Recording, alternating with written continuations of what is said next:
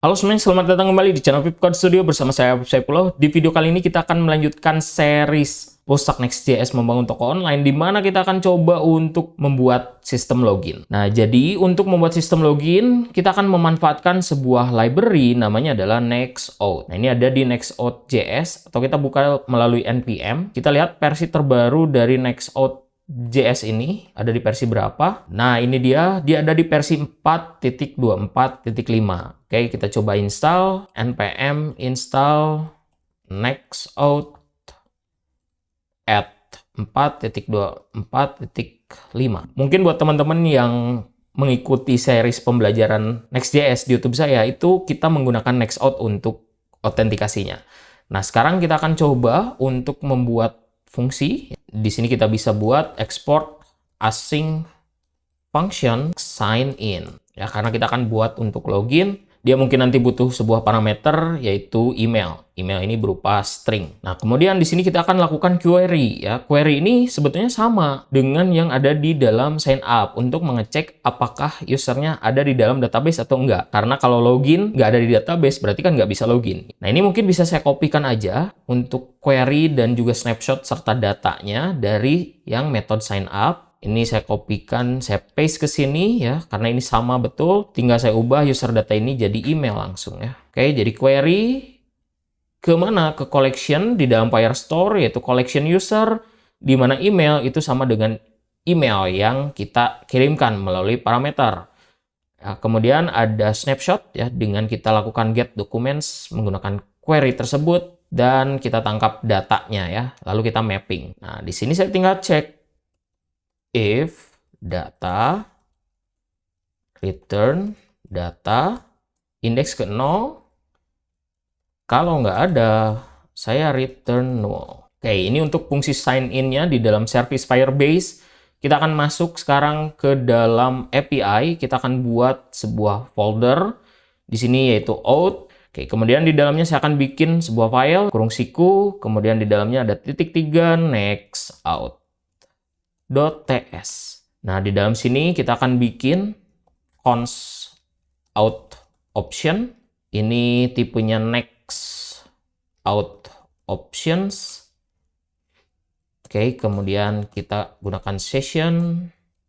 Di dalamnya strateginya yaitu adalah JWT.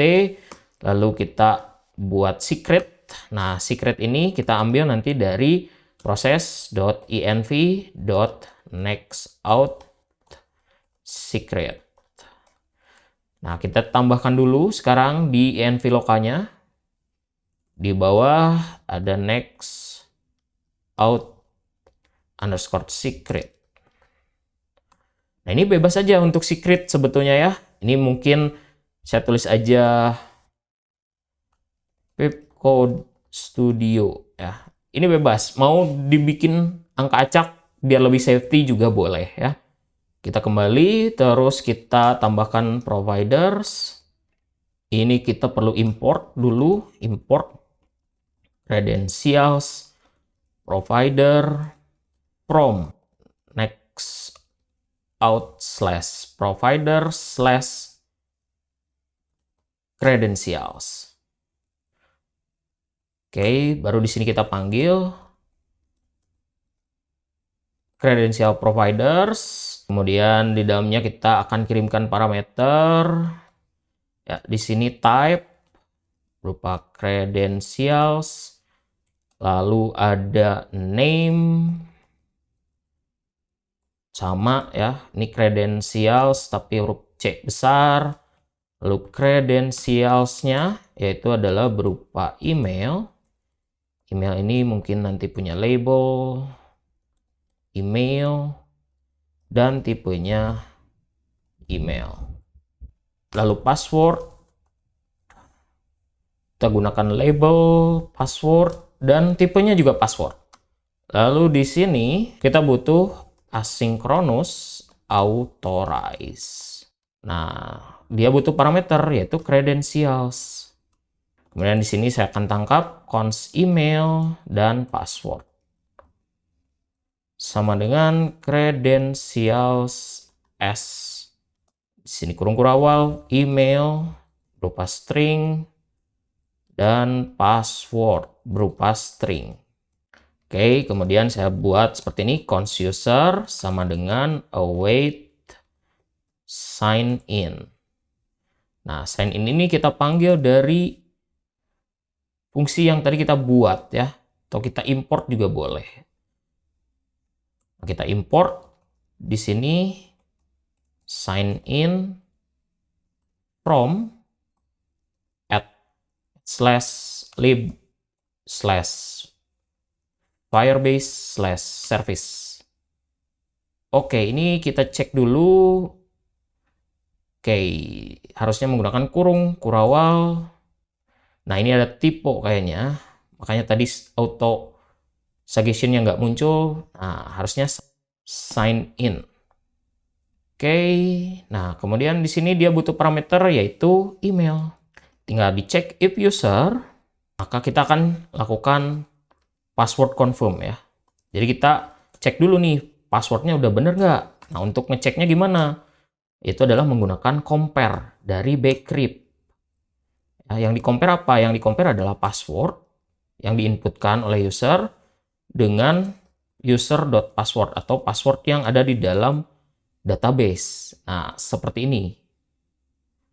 Kemudian di sini if password confirm nanti nilainya true, maka return user. Kalau enggak ya sudah return null ya, karena salah passwordnya. Ya. Di sini pun else kita return null. Oke, ini mungkin saya berikan any dulu sementara supaya dia tidak error. Kemudian setelah bikin authorize, kita bikin callbacks ya. Jadi di luar providers, kita bikin callback, objek lagi async jwt, di mana dia akan menerima sebuah parameter yaitu berupa objek. Objek itu ada token, kemudian ada account, ada profile, dan ada user. Kemudian tinggal saya cek if account, tanda tanya .provider.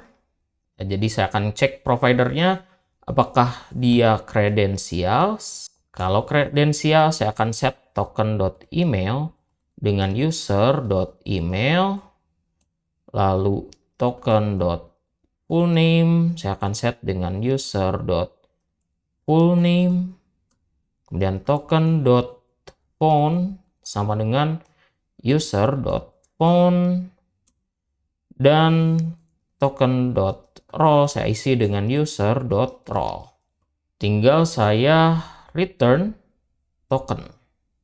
Nah, ini doesn't exist. Untuk sementara kita gunakan any dulu supaya cepat. Kemudian satu lagi yaitu adalah async session ya.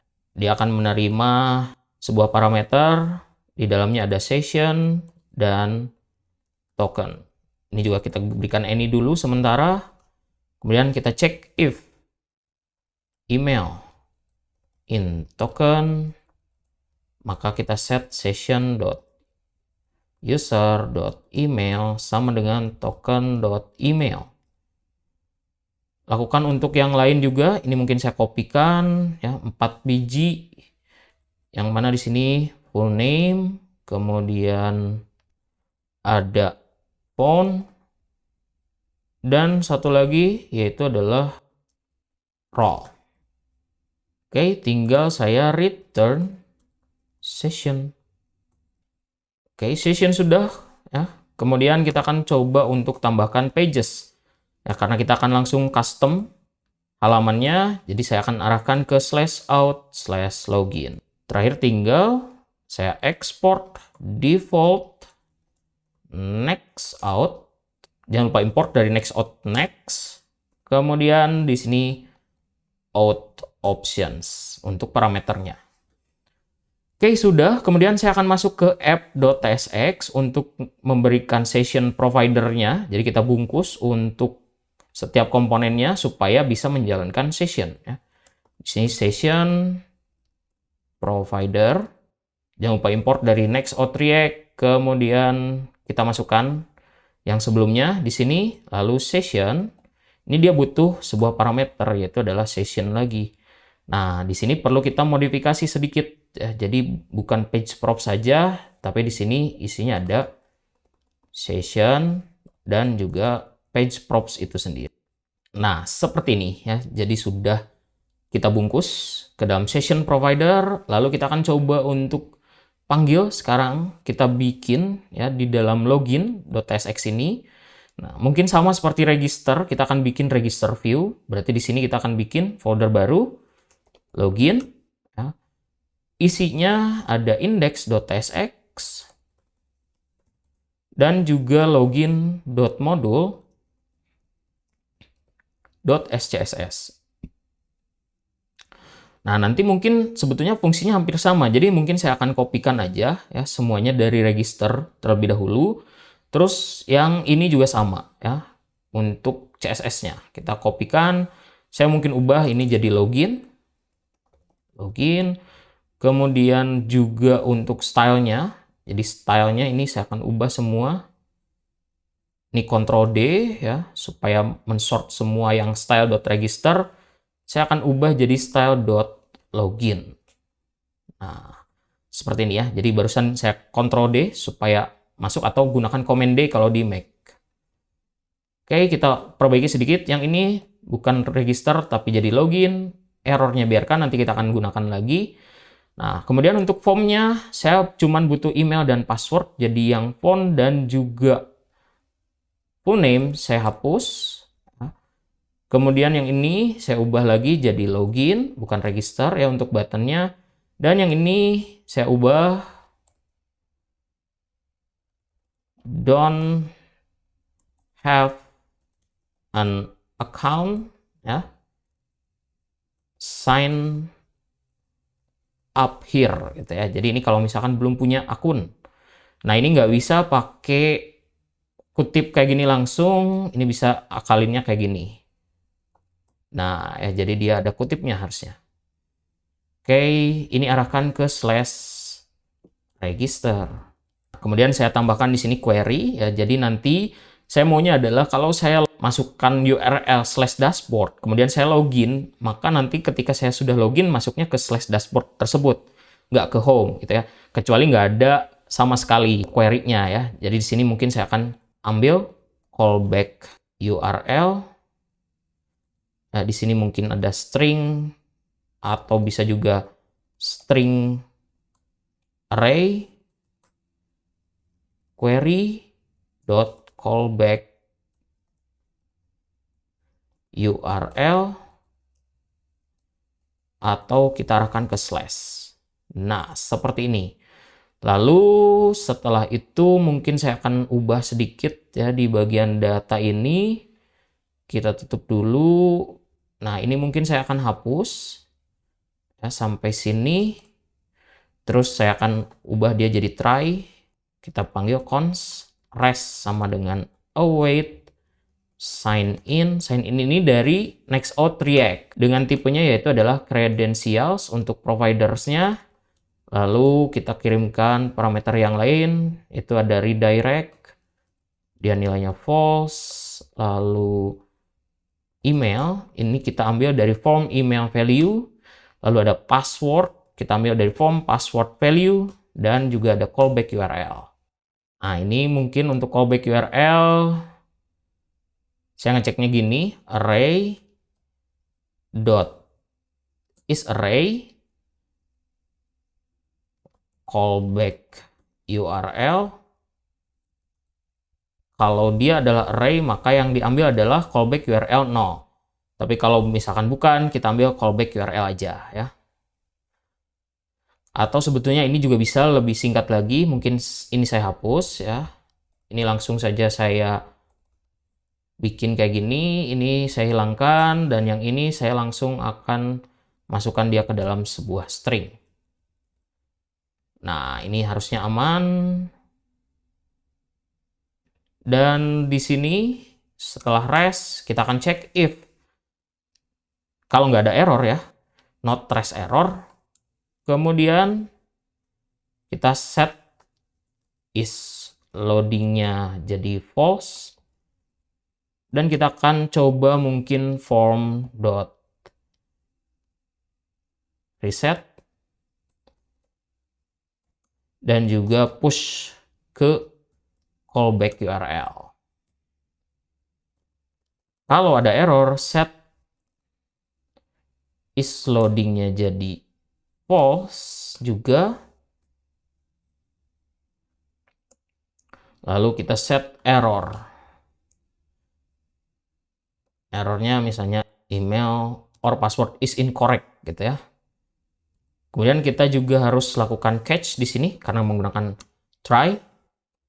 Ini kalau ada error, nah yang kita lakukan adalah set is loading false dan juga set errornya yaitu adalah email or password is incorrect ya. Oke, harusnya sudah ya untuk fungsi loginnya. Kita akan coba untuk lakukan login. Kita jalankan projectnya npm run dev. Oke, kita refresh terlebih dahulu. Lalu kita masuk ke /out/login. Oke, nah ini belum kita panggil ternyata. Kita masuk sekarang ke login page-nya ya. Yang ini saya hapus. Ini mungkin saya jadikan fragment aja. Terus saya panggil login view. Oke, ini nggak ada. Kita cek lagi. Di sini, nah ini ternyata masih register view ya. Jadi kita ubah login view. Yang ini juga mungkin perlu kita ubah ya. Bukan register.module, harusnya login.module. Yang ini yang paling bawah kita ubah juga jadi login view. Dan kita coba sekarang buka di sini import ya. Nah, sudah ada ya untuk loginnya. Kita akan coba sekarang untuk lakukan login gunakan akun yang sudah terdaftar. Masukkan passwordnya. Mungkin saya sambil buka konsol, siapa tahu ada masalah. Saya tinggal klik login. Nah, ini ada error nih ya. Oke, kita coba perbaiki yang ini. Sepertinya ini nggak bisa pakai string kayak gini. Mungkin ini sementara saya tulis dulu any dulu. Nah, bener kan? Jadi dia ada kesalahannya di sini ya. Jadi nggak bisa gunakan string untuk query callback URL-nya.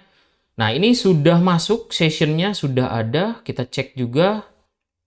Nah, ada user yaitu berupa email ya di sini untuk datanya. Kemudian ada full name, phone, dan role. Ini sesuai dengan yang ada di dalam API NextOut-nya ya. Nah, jadi tadi kita lakukan callback ya, untuk setiap datanya. Oke, nah ini bisa kita ambil ya. Untuk ngambilnya mungkin saya akan ambil di halaman paling depan. Ini untuk ngetes aja ya. Untuk ngambilnya yaitu adalah gunakan const. Kita destructuring dan kita gunakan use session dari NextOut React. Dan ini kalau saya console.log data, nah sudah ada user, yaitu ada email, full name, phone, dan role, dan juga expired-nya sudah muncul. Ya. Kemudian kita mungkin sekalian untuk bikin fungsi logoutnya, jadi akan saya buat sebuah komponen navbar. Ya. Ini navbarnya kita buat kosongan aja dulu sementara, nanti belakangan kita akan bikin yang lebih baik lagi. Di dalam layout akan saya bikin navbar ya. Kemudian ada index.tsx dan juga mungkin saya akan bikin navbar.module.tsx.